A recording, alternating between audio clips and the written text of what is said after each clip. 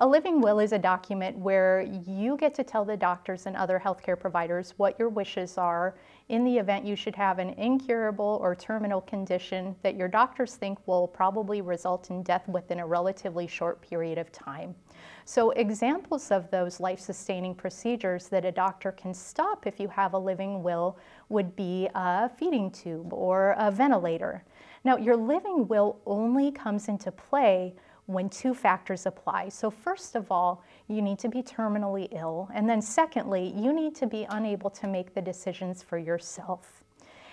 If your attending doctor thinks that you have a terminal condition, at least one other doctor needs to agree before your living will comes into play. So a living will does not mean that your doctor can withhold medications or hydration if that's what's necessary to keep you free from pain. So they'll make sure that you're as comfortable as you can be. The living will just tells the doctors not to continue anything that's only going to prolong the dying process if you're terminal and unconscious. In another video, we talk about a different document called a healthcare power of attorney. The healthcare power of attorney and a living will both come into play if you're unable to make medical decisions for yourself, but a power of attorney is where you name another person, an agent, to make decisions for you if you're too ill to do so. Your living will is a little different.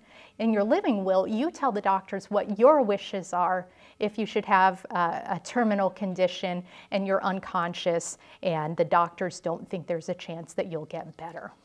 A living will needs to be signed in front of a notary public or two adult witnesses. Only one of the witnesses should be a family member, and they shouldn't work for your healthcare provider. You should always make sure that you give your living will to your doctor and to your family members, and also to any agents who you might have named in your medical power of attorney.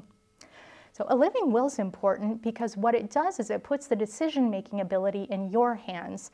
So I can decide today what my wishes are if, say, I'm in a coma and my doctor and one other doctor agree that I'm probably not ever going to get better. And that way, my family members don't have to make that type of decision for me.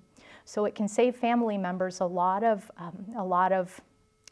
heartache if you sign a living will and you state what your wishes are ahead of time.